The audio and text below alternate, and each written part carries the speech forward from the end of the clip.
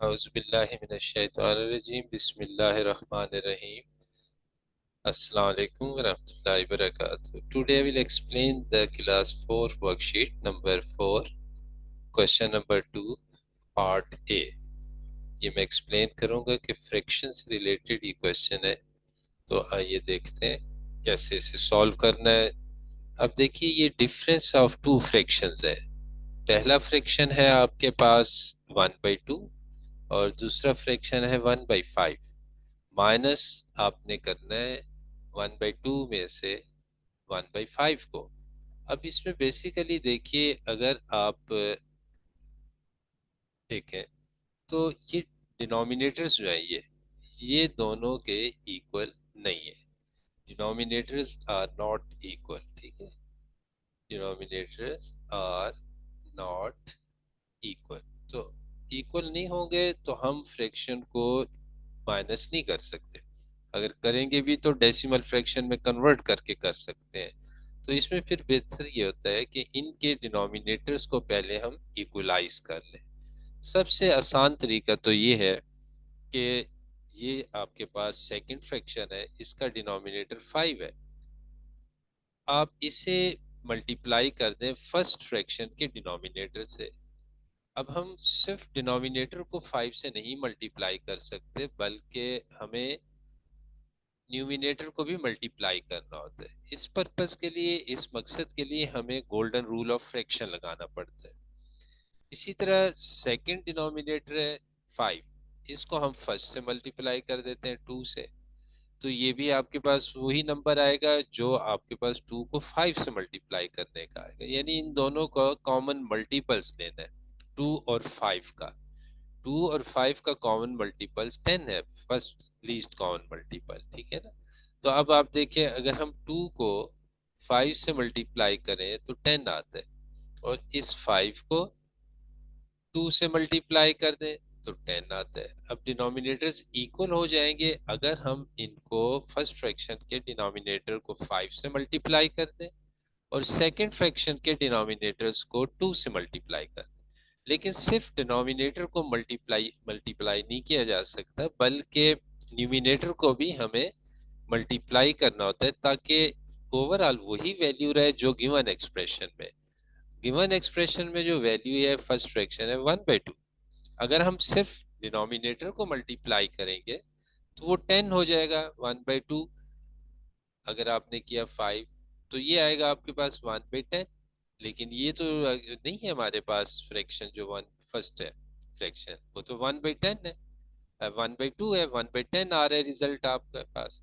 तो इसलिए इसको आपने इक्वल टू इसी फ्रैक्शन के रखना है। जब आप 5 से मल्टीप्लाई करेंगे तो आपने न्यूमिनेटर को भी 5 से मल्टीप्लाई कर देना। ये कहलाता है golden rule of fraction. Golden rule of fraction. तो गोल्डन रूल ऑफ फ्रैक्शन हम अप्लाई करेंगे फर्स्ट फ्रैक्शन के न्यूमिनेटर और डिनोमिनेटर को 5 से, और सेकंड फ्रैक्शन जो है ये हमारे पास है सेकंड फ्रैक्शन, इसके डिनोमिनेटर को और न्यूमिनेटर को हम इस 2 से मल्टीप्लाई कर देंगे। ये 2 आपके पास आएगा, ठीक है। तो आइए देखते हैं 1/2 मल्टीप्लीकेशन का साइन लगाया डिनोमिनेटर में भी न्यूमिनेटर में भी, और ये 5 जो है ये मल्टीप्लाई किया न्यूमिनेटर को और डिनोमिनेटर को। ये माइनस साइन लगा दें 1/5। अब डिनोमिनेटर को सेकंड फ्रैक्शन के इस डिनोमिनेटर को इक्वल करना है 10 के। 2 5 आर 10। तो लाजिम बात है इस 5 को इस 2 से मल्टीप्लाई कर दीजिए 2। लेकिन हम सिर्फ डिनोमिनेटर को नहीं मल्टीप्लाई कर सकते, बल्कि न्यूमिनेटर को भी मल्टीप्लाई करना होगा according to golden rule of fraction, ताकि ये जो रिजल्ट है ये उसी एक्सप्रेशन के इक्वल रहे जो गिवन है जब हम इसे सिंप्लीफाई कर ले। जैसे अब 2 1 आर 2 है और 2 5 आर 10। तो ये 2 और 5 अगर आप सिंप्लीफाई करें तो 1 और 5 आता है, यानी एक्सप्रेशन तो वही रहा। लेकिन एक खास मकसद के लिए, पर्पस के लिए या सिंप्लीफिकेशन के लिए हमने न्यूमिनेटर और डिनोमिनेटर दोनों को 2 से मल्टीप्लाई कर दिया।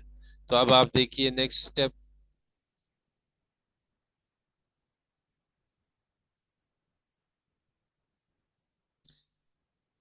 इज इक्वल टू 5 1 जार 5, 5 2 जार 10, माइनस 2 1 जार 2, और 5 2 जार 10। अब देखिए दोनों डिनोमिनेटर्स इक्वल हो गए। अब जब दोनों डिनोमिनेटर्स इक्वल हो गए हैं तो फिर आप इसका एलसीएम ले सकते हैं, एलसीएम ऑफ डिनोमिनेटर्स।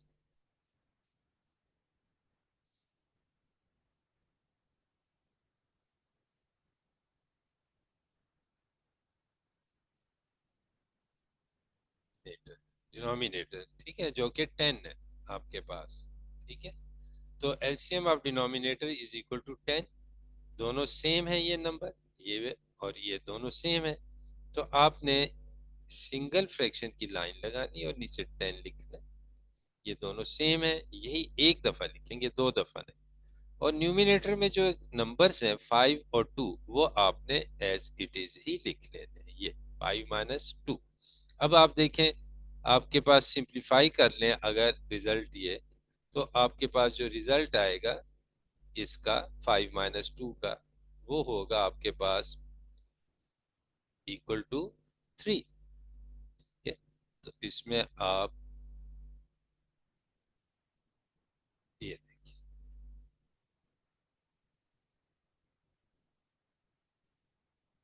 10 और ऊपर 3, तो ये आपके पास रिजल्ट आ गया। तो इस तरह हम इस फ्रैक्शन को सिंप्लीफाई करते हैं। तो मैं रीकैप कर देता हूँ। रीकैप में पहला स्टेप ये है कि दोनों फ्रैक्शन जिनको माइनस करना है उनके डिनोमिनेटर्स को इक्वल करें। इक्वल करने के लिए आपने जो रूल लगाना है वो गोल्डन रूल ऑफ फ्रैक्शन लगाना है। यानी फर्स्ट डिनोमिनेटर को अगर हम 5 से मल्टीप्लाई कर दें तो न्यूमिनेटर को भी 5 से मल्टीप्लाई करना पड़ेगा। अब न्यूमिनेटर को भी हमने 5 से मल्टीप्लाई किया और डिनोमिनेटर को भी 5 से मल्टीप्लाई किया।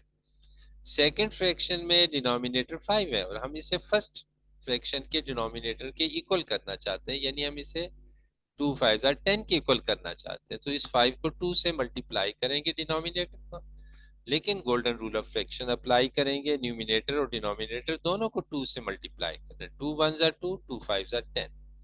अब दोनों फ्रैक्शंस के डिनोमिनेटर्स इक्वल हो गए। अगर दोनों फ्रैक्शंस के डिनोमिनेटर्स इक्वल हो गए तो इन दोनों का कॉमन मल्टीपल जो है, दिस कॉमन मल्टीपल